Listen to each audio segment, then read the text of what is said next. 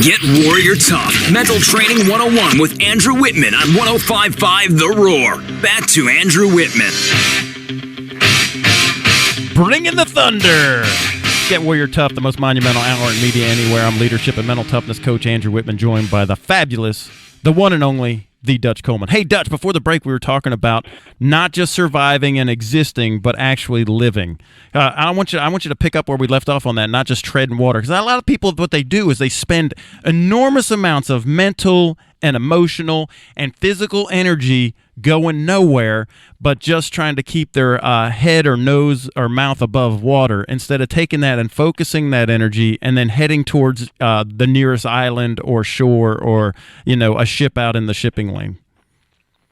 Absolutely. A couple quotes that I thought about, and they're a little hip hop flavor, but there's one, I can't remember, Nicki Minaj maybe has said that it says, just because you're alive doesn't mean you're living. I mean, this is exactly what we're talking about, right. But so many people don't understand that there are different levels. You have to understand what life is, what life is supposed to be, what it was meant to be, especially if your faith is based on what mine is. I mean, we were meant to live more abundantly, and people haven't grasped that. They haven't understood that. And the other thing is, everybody dies, but not everybody lives. We got to look at those things. And although it seems very simple and said in jest a lot, it's real. Do you want to live? Do you want to live life more abundantly? Do you want to get out in the world and experience all the goodness of the world, all the things that are out there waiting for you? Or are you going to sit here and complain and struggle? And it's on you. The ball's in your court. That's what we do. And the thing is, you have teammates. You can create a team around you to help you. Once you get that right level of thinking, people are going to be attracted to you that think the same way, and people that think the same way as you are interested in you being successful.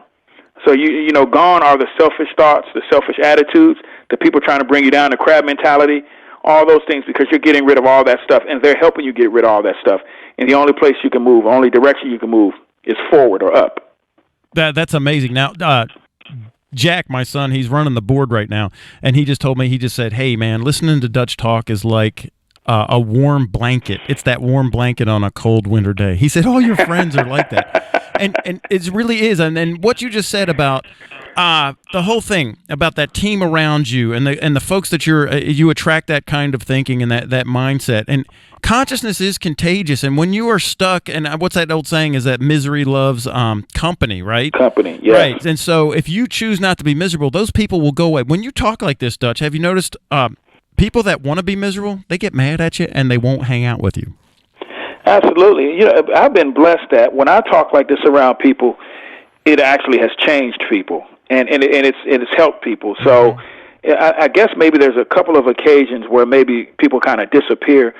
But when I think against the grain a lot, like we talked about the James Harrison stuff, where people were talking about the participation trophies. Yeah, and all I'm glad that you brought that up, man. Tell me. Yeah, I'm so glad you brought that up, because that is like a huge thing. And I was in a cab, and this just happened. I was in a cab in Norfolk, Virginia, and the guy had a radio station on, and somebody was on saying, well, everybody should get it. And they were just lambasting James Harrison. And, well, I bet that guy never won Dad of the Year, and bringing up all the things that happened in his youth and how he could, I can't believe that these kids aren't, we're not giving them the trophy.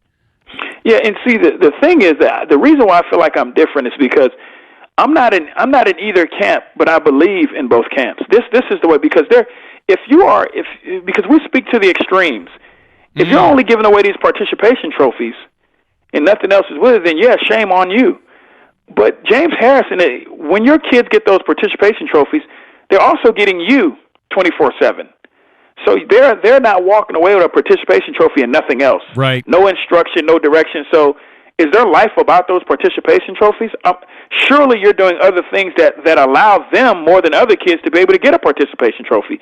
Now, if you're a less involved parent, you're not teaching them anything about life, you're not talking to them at all, and they're sitting there collecting participation trophies, they're in trouble. But if they're James Harrison's kids who have access to a guy who was able to play at the highest level, right, dominate, to be great at the highest level, then I'm sure they're not only receiving participation trophies and not getting any other instruction. That's why I have a problem with it where, yeah, your kids are probably fine. They can get participation trophies. It's not a big deal to you because you're also teaching them life lessons in so many other arenas that those participation trophies are nothing. You don't have to respond to them that way because they're small, they're menial, because you're also giving so much other stuff. Like, I wouldn't mind my kids getting a participation trophy because I'm teaching them what that participation trophy means. It's sitting there and my kids hadn't received any yet, but it's going to sit there as a reminder of what it is. I'm not going to get rid of it. I'm going to have it there, and I'm going to have the trophies of achievement there. I'm going to have all those things.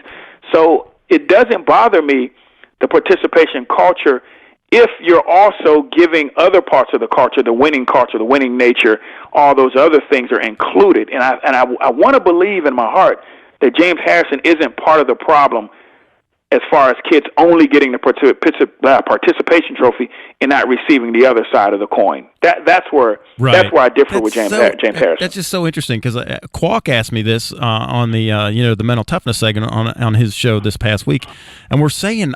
I mean, we're using different words, and we're kind of saying it in your way, and I'm saying it my way. But, yeah, it's about the parents teaching the kids, man. And I don't want to take away something. And I said it was like, when you and I, Dutch, because we're pretty close to the same age. I mean, you're younger than I am, but we're in our 40s. So remember when we were growing up and we played Little League, we got to keep the shirt or the hat as our participation. We didn't get but that was our participation trophy. So when we went out for, the team next year, we wore our old jersey, and it gave us, like, street cred.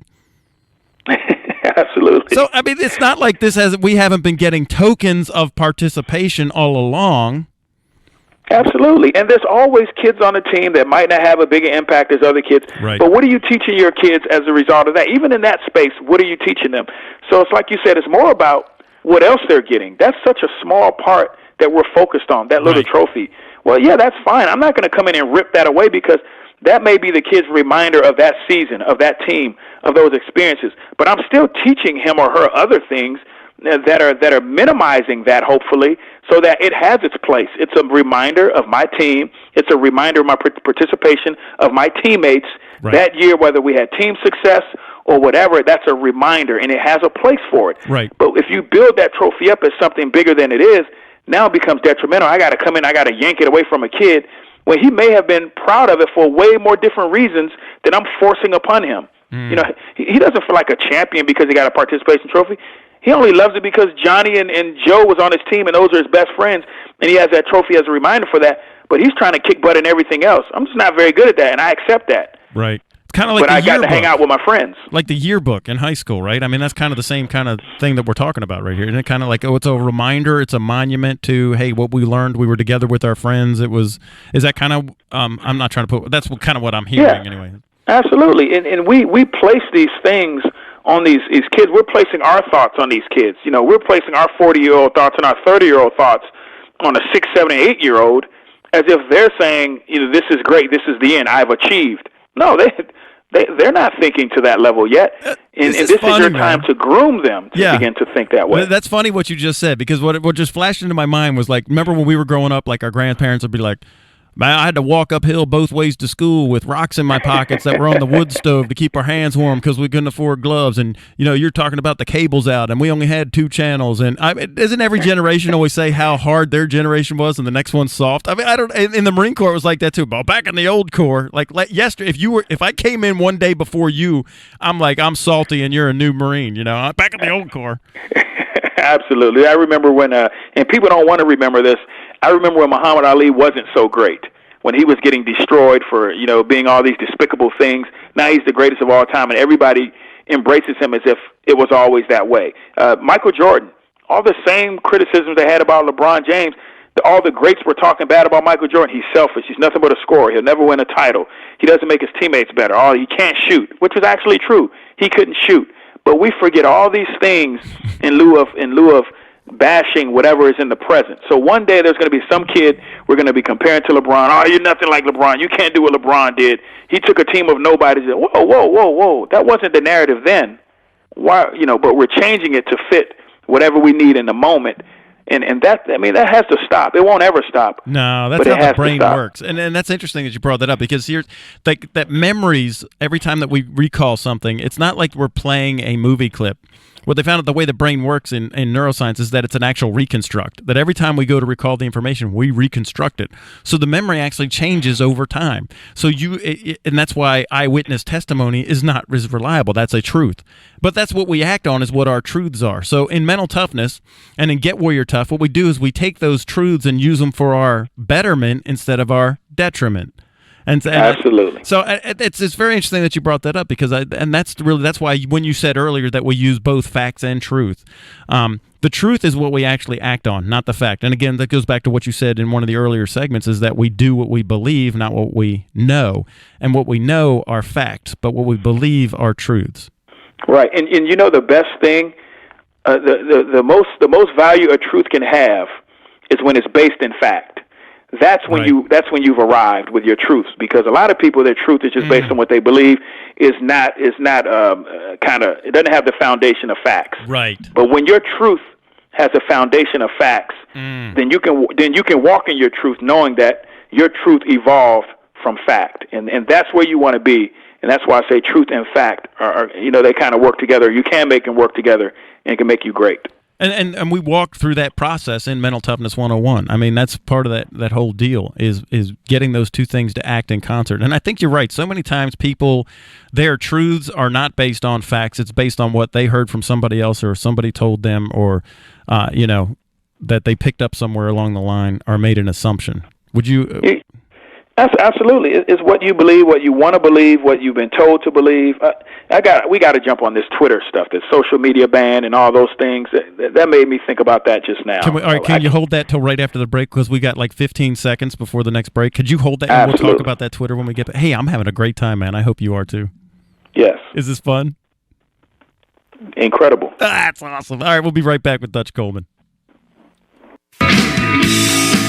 80% of all doctor visits are stress-related. 80% of tension headaches are caused by stress. Most heart attacks occur around 9 a.m. on Monday. Stress is a major factor of anxiety, panic attacks, depression, and aggression, not to mention insomnia. And an estimated 24 million Americans use drugs to cope with stress. Depressing, isn't it? You're meant to live a happy, fulfilled life, and it is possible. Andrew Wittman can show you the way out. The way to deal with stress, to break through limitations, and have an internal identity that calms the storm. Whether it's work or home, financial or emotional, get the tools you need to cope with the obstacles life brings you and still have peace. Mental Training 101 will help you get what you want out of life. Visit GetWarriorTough.com to see testimonials from people just like you. Take control of stress. GetWarriorTough.com.